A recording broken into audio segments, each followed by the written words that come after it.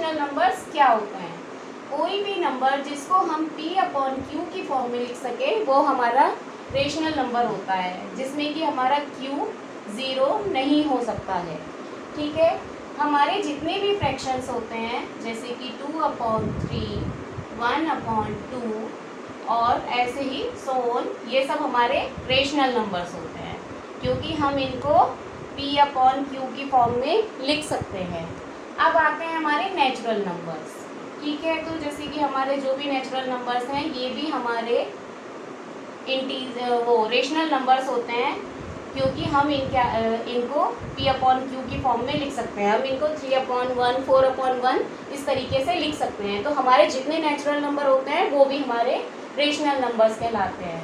अब जो हमारा इंटीजर 0 होता है ये भी हमारा रेशनल नंबर होता है क्योंकि हम 0 को +-1 ऐसे +-2 +-3 ऐसे इस तरीके से हम इसको लिख सकते हैं। तो ये भी हमारा रेशनल नंबर होता है।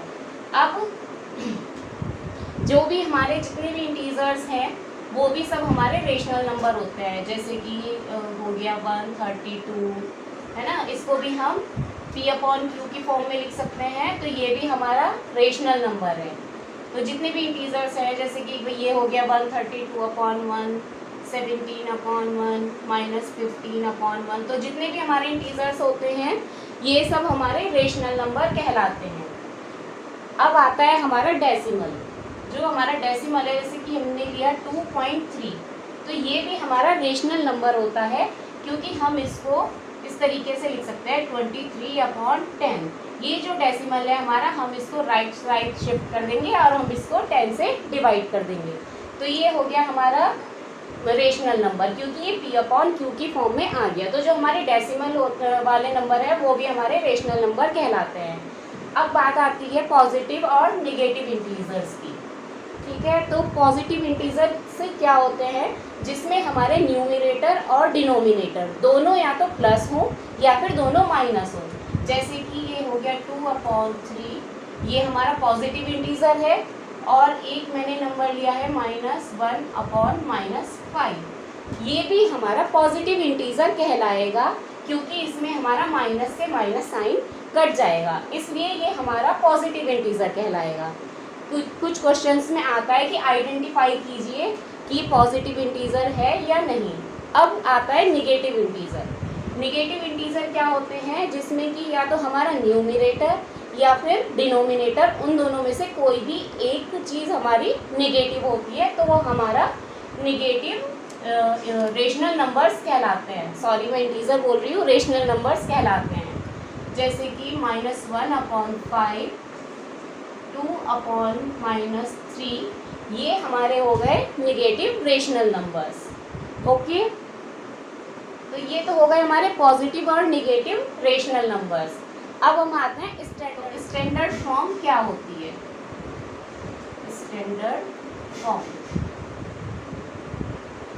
तो हमारी स्टैंडर्ड फॉर्म वो होती है जिसमें कि हमारे जो भी हमारा फ्रैक्शन हमको दिया गया है उसका कोई भी 1 को छोड़कर कोई भी कॉमन फैक्टर ना हो। जैसे कि हमें एक नंबर दिया है 4/6, तो ये हमारा स्टैंडर्ड फॉर्म में नहीं है क्योंकि ये हमारा दोनों जो है 2 से कैंसिल हो जाएंगे। 2 2 4 और 2 3 6, तो ये अब आ गया हमारा 2/3। तो ये दोनों जो है, इन दोनों का कॉमन फैक्टर क्या है? ओनली 1। तो इसलिए ये हमारी हो गई स्टैंडर्ड फॉर्म। ठीक है, तो स्टैंडर्ड फॉर्म वो होती है जिसमें हमारा सिर्फ एक कॉमन फैक्टर होता है 1 और उसके अलावा कोई भी कॉमन फैक्टर नहीं होता है। तो हमें स्टैंडर्ड फॉर्म पर क्वेश्चन भी आ जाते हैं कि इसको स्टैंडर्ड फॉर्म में लिखना है। जैसे कि मैं आपको एक दूसरा एग्जांपल दिखाती हूँ, 26/30। ठीक है, अब इसको हमें स्टैंडर्ड फॉर्म में चेंज करना है। तो अब हम इसको कैंसिल करेंगे, 2 1 2, 2 3 6, और ये हो गया हमारा 2 1 2 और 2 5 10। अब 13 और 15 का कोई भी कॉमन फैक्टर नहीं है 1 को छोड़कर, तो ये हो गई हमारी स्टैंडर्ड फॉर्म। ठीक है, तो अब हमारा next topic is equivalent of rational numbers.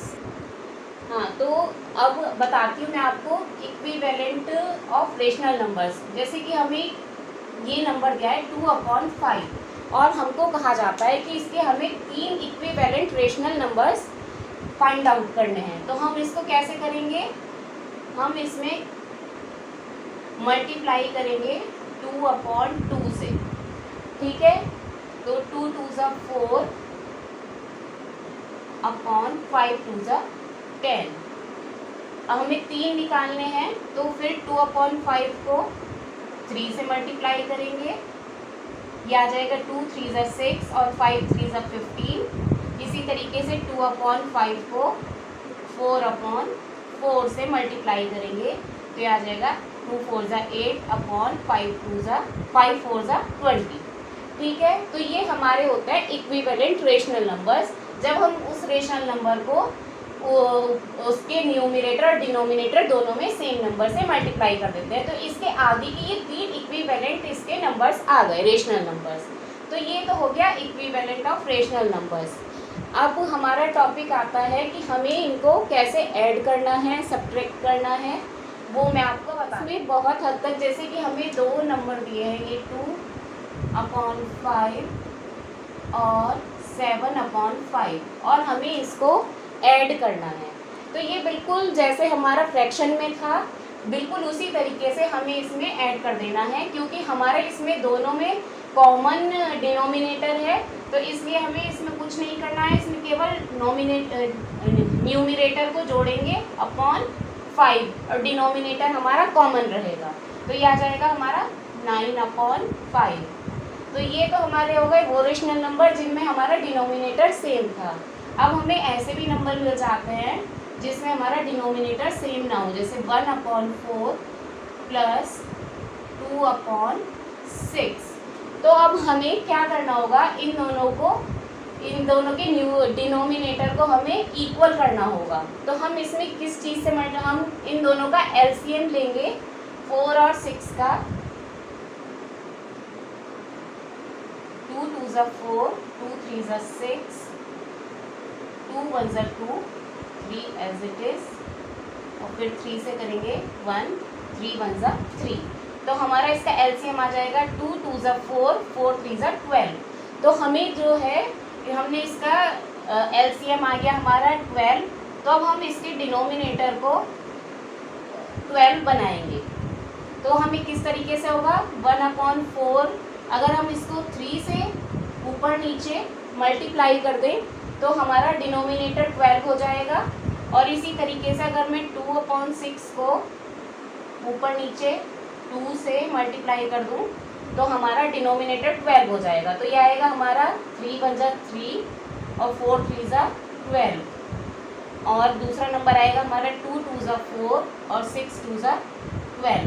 तो अब हमारा डिनोमिनेटर सेम हो गया है, तो अब हम इनको इजीली ऐड कर सकते हैं, और ये आ जाएगा हमारा 3 + 4/12, यानी कि 7/12।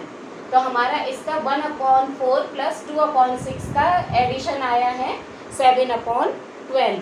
तो ये तो हमारा हो गया एडिशन। Now subtraction. सब्ट्रैक्शन में भी सेम प्रॉपर्टी है। अगर हमारा डिनोमिनेटर सेम है, जैसे कि हमें दिया है 3/7 माइनस 2/7, तो हमें इसमें डिनोमिनेटर सेम है तो हमें कुछ नहीं करना है। 3 में से हमारा 2 माइनस करके 1 आ जाएगा, और डिनोमिनेटर सेम है तो वो कॉमन लिखा जाएगा। 1/7 हमारा आ गया आंसर। लेकिन अगर हमारा डिनोमिनेटर चेंज है, जैसे कि 3/7 माइनस 1/5, तब हमें इसका एलसीएम लेकर हमें इसके डिनोमिनेटर को सेम करना होगा। तो इसका एलसीएम सीधे सीधे 35 आ जाएगा, क्योंकि इन दोनों के कोई भी कॉमन फैक्टर नहीं है। तो अब हमें क्या करना होगा कि हम इसको 5 7 ज़ा 35, हमें इसके डिनोमिनेटर को 35 बनाना होगा। तो वो हम कैसे बनाएंगे, 3/7 इंटू इसको 5/5 से मल्टीप्लाई कर देंगे। तो ये आ जाएगा हमारा 3 5 ज़ा 15 अपॉन 7 5 ज़ा 35, और 1/5 को हम मल्टीप्लाई करेंगे 7/7 से, क्योंकि 5 7 जा 35, तो 7 1 जा 7/35। अब हमारा ये हमारा आ गया है, तो हम इसको सीधे सीधे 15/35 में से 7/35 को माइनस कर देंगे। 15 में से 7 गए 8/35। तो अगर हमारा डिनोमिनेटर सेम नहीं है तो उसमें उस कंडीशन में हमें एलसीएम लेकर उसका डिनोमिनेटर को सेम करना होगा। ठीक है, अब ये तो आ गया हमारा कि हमारे बड़े नंबर में से हमने छोटा नंबर माइनस करा, लेकिन ऐसा भी हो सकता है कि हमें छोटा नंबर से 1/7 में से 2/7 माइनस करना हो।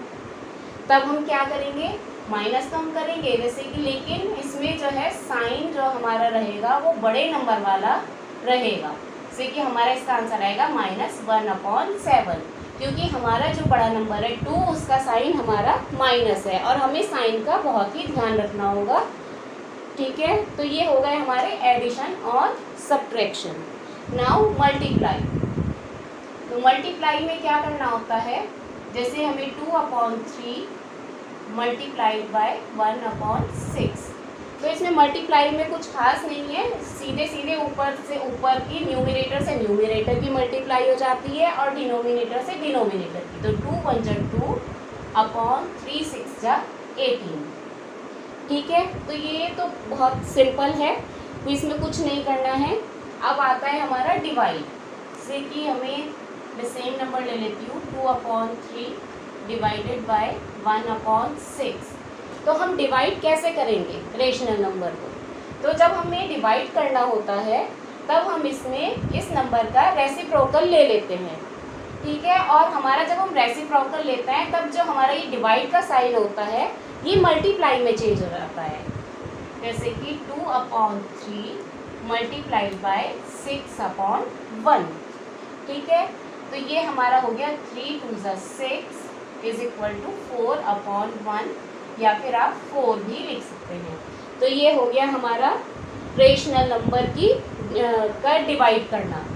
अब हमारा next topic is number line. तो हमें जो रेशनल नंबर जैसे कि हमें दे दिया है 2/5, तो हमें 2/5 को नंबर लाइन पर पुट करना है। तो हम इसे कैसे करेंगे, अब हमें ये तो पता नहीं 2/5 कहाँ लाई करेगा 0 से 1 के बीच में, क्योंकि पॉजिटिव है तो निगेटिव साइड तो ये जाएगा नहीं, ये तो हमें पता है, जाएगा तो ये पॉजिटिव साइड ही, लेकिन ये कहाँ जाएगा, 0 से 1 के बीच में जाएगा, 1 से 2 के बीच में जाएगा, ये हमें कुछ नहीं पता है। तो इसको करने के लिए हम पहले 5 से 2 को डिवाइड कर लेंगे। ठीक है, तो 5 0 0 और ये 2 आ गया। अब हम यहाँ पर एक डेसिमल पुट करके यहाँ पर 0 लगा देंगे, तो 5 4 जा 20, ये हो गया हमारा आ गया 0.4। तो अब हमको ये पता चल गया है ये हमारा 0 से 1 के बीच में लाई करेगा। ठीक है, तो मैं थोड़ा 1 को यहाँ बना देती हूँ।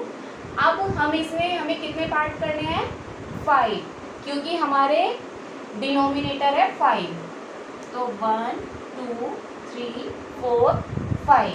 तो ये आ गया 0 से 1 के बीच में मैंने 5 पार्ट कर लिए हैं, और ये है हमारा 2/5। तो ये क्या होगा हमारा, first part 1/5, second 2/5, third one is 3/5, fourth one is 4/5, और ये 5/5, 5/5 यानी कि 1।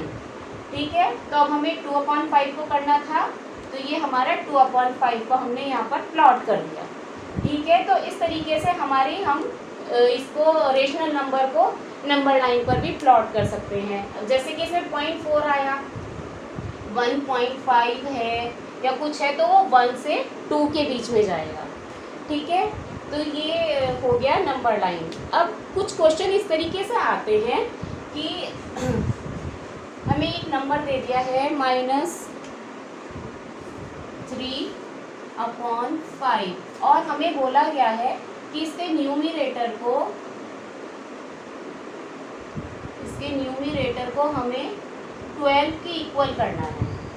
तो हम इसे कैसे करेंगे 12 के इक्वल, हम -3 3/5, ये तो हमें पता है कि अगर हम 3 को 4 से मल्टीप्लाई कर दें तो हमारा 12 आ जाएगा, लेकिन यहाँ पर हमारा माइनस है और यहाँ पर हमें इन्होंने न्यूमरेटर दिया है प्लस, तो हम क्या करेंगे, -3/5 को -4/-4 से मल्टीप्लाई कर देंगे, क्योंकि माइनस से माइनस साइन हमारा कट जाएगा और 3×4=12/5×4=20 माइनस के, तो हमारा हो गया न्यूमरेटर इक्वल टू 12। ठीक है, तो यह आज का हमारा टॉपिक था रेशनल नंबर। आई होप आपको अच्छा लगा होगा। अगर आपको मेरी वीडियो पसंद आई है तो प्लीज़ इसको लाइक करें, सब्सक्राइब करें और शेयर करें। बाय।